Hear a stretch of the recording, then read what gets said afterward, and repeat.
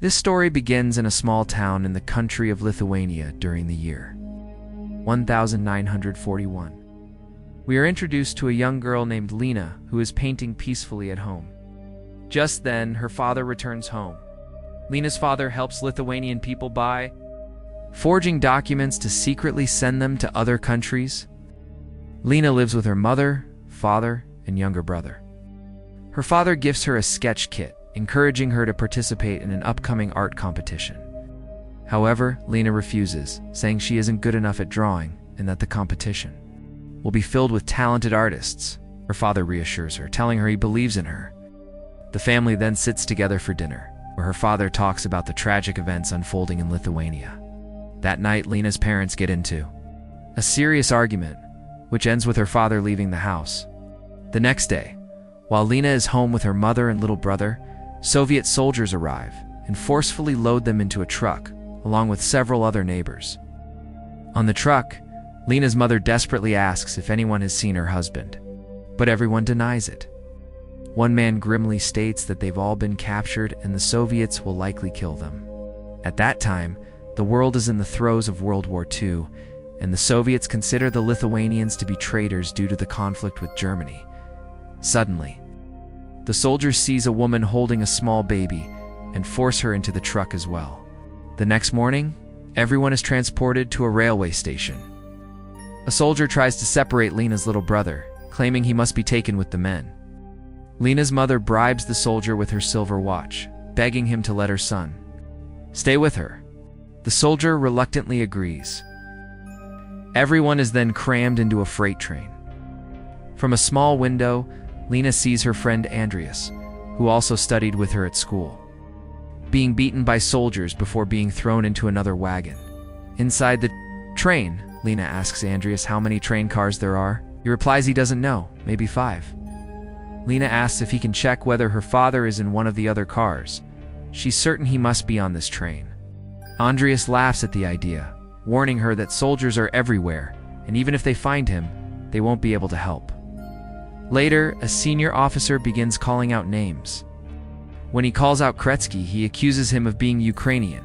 Kretsky replies that his mother was Ukrainian, but she's dead now, and he considers himself fully Soviet.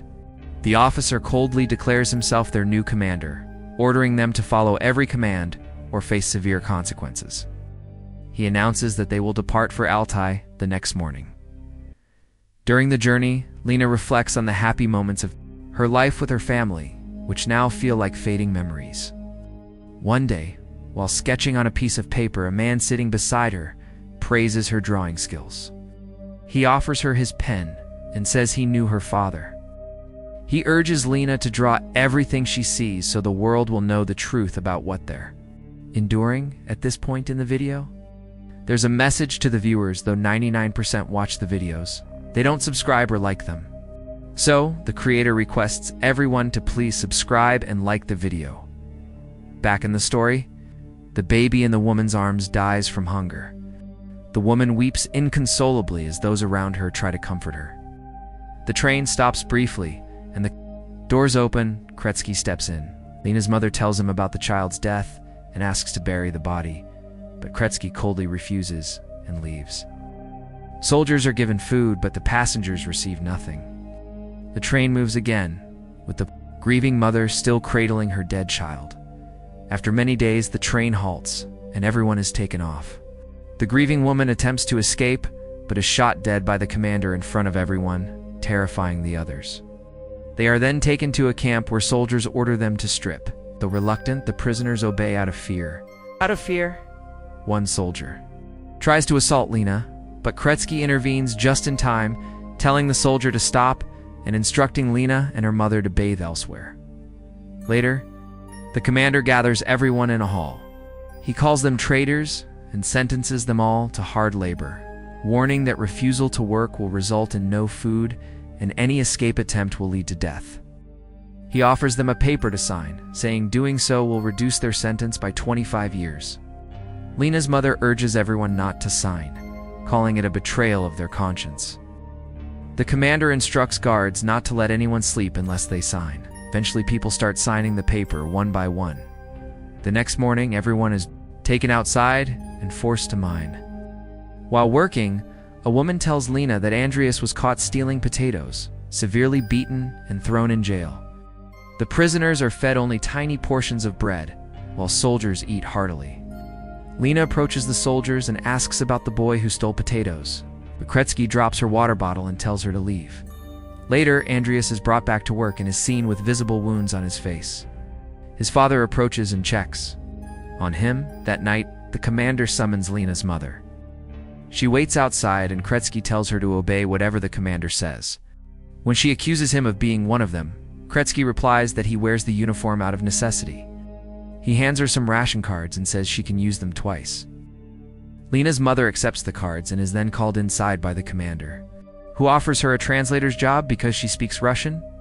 She refuses. The next day, while working, Lina sees a woman stealing potatoes. She approaches her and shows her some drawings, asking if she can smuggle them to her father through the trading post.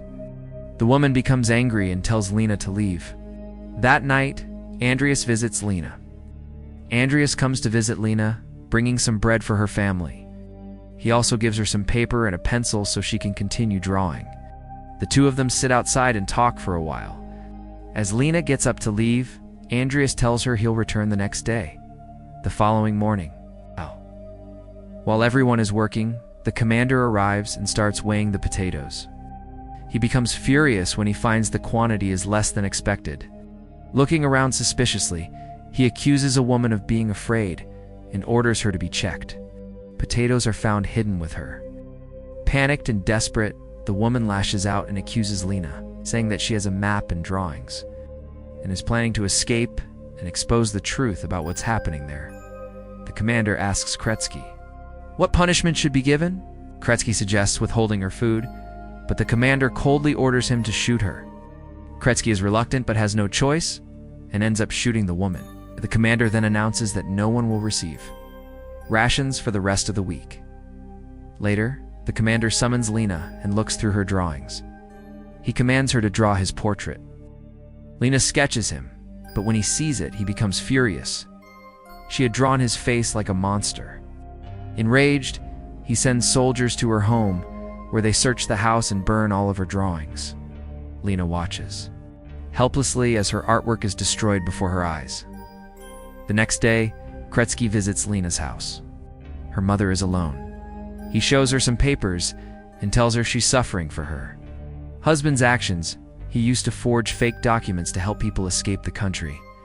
Kretsky then reveals that Lina's father was shot dead before she and her family even arrived at the camp, tries to come closer to Lina's mother with bad intentions, but she pushes him away and tells him that no matter what he does, she'll never be his. Hurt and ashamed, Kretsky leaves silently. Lina's mother is heartbroken and remembers her husband with sorrow. Later, Kretsky is seen with the commander, who promotes him to leader and assigns him to go to Iceland. A group of laborers will be sent with Jim, including Lina, her mother, and her brother. The next morning, everyone is loaded onto a train. As the train departs, Andreas chases after it, calling out for Lina, but soldiers stop him. Lina and Andreas love each other, but now they are torn apart. The prisoners are transferred from the train to a ship. The journey is harsh, and due to extreme cold, one man dies. His body is unceremoniously thrown into the sea by the soldiers. After some time, they arrive in Iceland. Kretsky orders everyone to start building shelters. One day while working, Lina hears from a woman that a ship will leave the next day. She says it's the last ship of the season, and after that, the cold will become unbearable. Many will die. The woman plans to escape and tells Lina she can bring her mother and brother too. The next day, as the woman tries to secretly board the ship, soldiers spot and shoot her. After that, the winter intensifies drastically. A doctor is called to examine everyone. Lina's mother is seriously ill. Kretsky visits her, and she asks him to look after her children when she's gone. The brutal cold takes the lives of many. One night, Lina is sitting with her mother, who stares at her and says there's something she has been hiding from her. With a heavy heart, she tells Lina that her father is no longer alive. Lina breaks down in tears, and shortly after, her mother passes away. The next day, Lina goes to Kretsky and pleads for food and blankets for the people. He becomes enraged, grabs her by the throat and tells her to leave. She's walking away. Lina tells him her mother has died. Shocked and affected by this, Kretsky is silent. Later, Kretsky types a letter to the Soviet Union requesting the release of Lina and her little brother. Feeling the weight of guilt, he ends his own life. He had finally realized he had stood on the wrong side. He also wanted to fulfill the promise he made to Lina's mother to take care of her children. The next morning, day ship arrives in Iceland. Lina and her little brother board it, heading toward freedom. Lina feels a deep sense of liberation, realizing that she is finally free. With this emotional and powerful moment, this true story comes to an end. If you'd like to hear the next story, let me know in the comments below. I read all of your lovely comments and truly appreciate them.